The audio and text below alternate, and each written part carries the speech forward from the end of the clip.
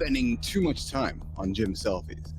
Are we not spending enough time getting fit? Has gym become a sex club? And hey, what's a macro? Hey, mornings in the lab. It's the morning loop, mornings in the lab with Keith, John, Marty, and producer Kristina Flynn. What's going on today, nation? Hey, so today, mornings in the lab, we have a show coming up today, and it is an explicit show. So I welcome you, and I invite you, and I encourage you to take those fun little children of yours and have them put the earphones on, or turn the volume down, or just get them out of the fucking room. And hey, listen, if you're an athlete, I invite you to turn up the volume and let us help you build your business. And if you are a business leader, we're going to help you become an athlete right here, mornings in the lab. We're going to bring the crew on the stage here today. We got Kristina, we got John, we got Marty, and I'm going to flip the old camera over here for myself and describe to you guys what everybody's wearing. I got the old Motley Crue shirt on today, covered by a nice black leather jacket, brown glasses, my black Kangol toque, and my wonderful Shure headphones, followed by my friend Johnny with a red hat on, fuck mental weakness, black glasses. Tina's in her traditional black.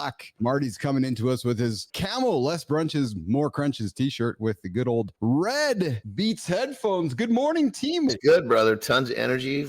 We are olive green. Yes. I was actually comment that green. That's a good one, baby. Man, I got to admit, Marty. the same pretty much, yeah. Hey, big show today. So we did have a guest plan today, Oscar Smith. Oscar, what's shaking, buddy? I'm sure you're tuning in right now. All good. We're going to get you back here in the near future. Oscar is going to join us here this morning. He is a gym owner, trainer at studios in New York, former gymnast, sprinter, triathlete. But we had a little bit of technical mix-ups. We're going to invite Oscar back in the near future. We are excited to welcome here into the lab this morning. This is the morning loop, the first 50 minutes of your show, which is unpredictable. You don't know what we're going to talk about. But today we're going to talk about, as we get to the deep dive later on in the show, is sex. Are we spending too much time with sex, selling the gym? And of course, boys and girls, we have this guy joining us this morning. It is, where's my button, Marty? It is the future. So Good morning. What's up, brother? Good morning. Good morning. So let's go around the table. How was your weekend? We don't call the weekend, but we're calling the weekend here on the loop this morning. It was good. As y'all know, I have been tricked into training again. I had my kettlebell class on Thursday, and I all weekend touching my joints because they all hurt. I need to figure out a way to flip the kettlebell so they're not smacking my wrists, but that's for another day. But yo, it was good. It was really good. It was relaxing. I feel energized. Keith, I don't know what you took this morning, but I need a little bit of that. I think we all do. Did you get Saturday and Sunday both days? Oh. I love it. That's awesome, man. That is called Progress, baby. Progress. How about you, Johnny? What did you do this weekend? An interesting weekend, man. So I went down to, we're going to LA to do some content, some collabs. And on the way down there on Friday, it's happened before. With what I've done in my career, I'm a little banged up. So I got a nerve in my neck.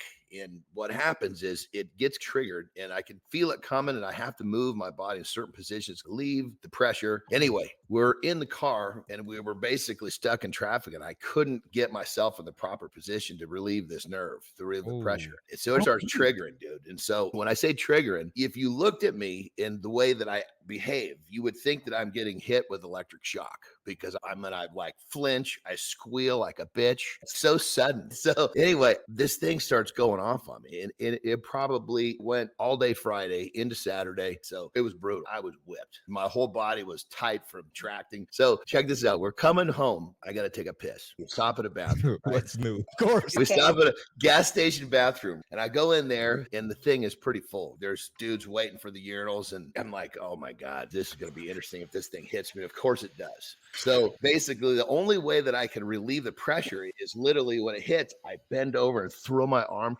right arm to the ground. It relieves the pinch and it feels better pretty quickly. But it's accompanied with a big shriek in the bathroom. I scream like a bitch, bend over, throw my arm to the ground, and dudes just backed up to the wall. And a bunch of them ran out the door. It was a perfect way to get to the front of the line and take a piss. You know what's crazy about this, Marty, Tina, is you got some 282-pound man coming into this situation, and you use the word shriek. Oh, so think like if you were to you ever done something where you get shocked and it's just so sudden and you make this sound, it's like, where did that come from? That's the bitch inside me making that sound. But it was an interesting weekend to say the least. No kidding. Christopher Martin, how was your, so Marty, were you shrieking this weekend, brother? No shrieks this weekend. Less brunches, more crunches pop-up shop. That went really well. People were, I damn near sold out. So dude, that was you know you got the cash register button. Come on, let's hear it. Oh yeah, come on, man. Hanging with you guys, I gotta have that button. What'd you make? Can you give a ballpark? Yes. What's on work? How about you guess? All right, let's guess. You made yourself, I don't know, $5,000. Tina. I was only there for 4 I hours. was 1,200. Johnny. I'm gonna just go a little above Tina because he's already revealed himself. So I'll say 1,500. 101. So what is this? It's like, oh, the price is About right this morning. Look, Marty's gonna go $1, please. Marty, what is it at? Yeah, about 1,500 Awesome, Are man. you selling this stuff online, brother, or primarily just like this? Do you have online too. good? Because that's I got when a you just website wake and up. Waking up to money is the best thing. People there though. You got a pop-up shop. I actually didn't. Like I actually didn't market it. I'm gonna start marketing it, but I just wanted to test it out.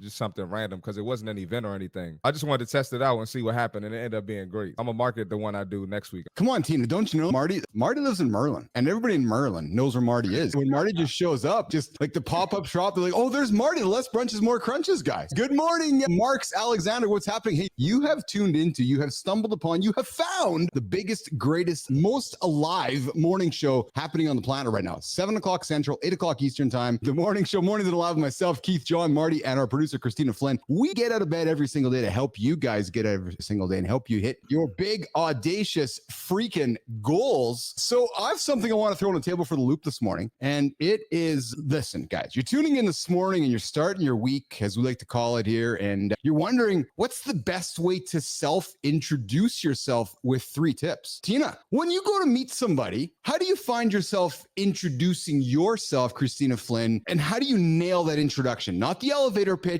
You're walking up to somebody for the first time and you're making a first impression. Tell me how you do it. Marty, you're next. Johnny, you're next. And I'm going to give you guys 3 tips on how to nail that self-introduction as you start your week off. Tina, what are you doing? How are you doing it? So I got to be honest, it depends on the audience. I'm going to tell because it doesn't really matter about me. It matters about them and connect with them by being empathetic and drawing on something. So if I'm walking into, say, a cocktail party with my wife, people are looking at me already. So I give them like a bit of what they're always going to expect. I just keep it chill. I keep, hey, how's it going, Kristina? Nice to meet you. We don't get into the what do you do? And if it's what do you do, they're like, oh, listen, you're not going to be interested in that. I'm not interested in your side. So let's just call it what it is. You know? And then Marty, you, man, when you go meet somebody, do you have a strategy? Do you just wing it? But when you go meet somebody for the first time, and you did it this weekend, how are you working on making that? So we talking in person or virtually? Let's go in person. I have 2 methods. In person, Yeah. I always, all firm handshake, eye contact, speak loud and clearly, and then try to make a connection. So like somebody, they asked for my brand on Instagram. So I saw Instagram and I just look at who they followed, like our mutual followers. And then I started a conversation off of that. And they ended up FaceTiming. So now I got a new customer and potential client. So I always look for some type of connection to keep a conversation going because people like to talk about themselves. That's a great tip. Johnny, what about you, man? So joke first, you're walking up to somebody and you're not just a little man. So there's Jon Andersen walking up, a train behind you, 280 pounds. You're walking up, a big smile on your face. You extend your hand for a handshake. And then Jon Andersen, what happens? First off, I have to be approaching with a smile on my face.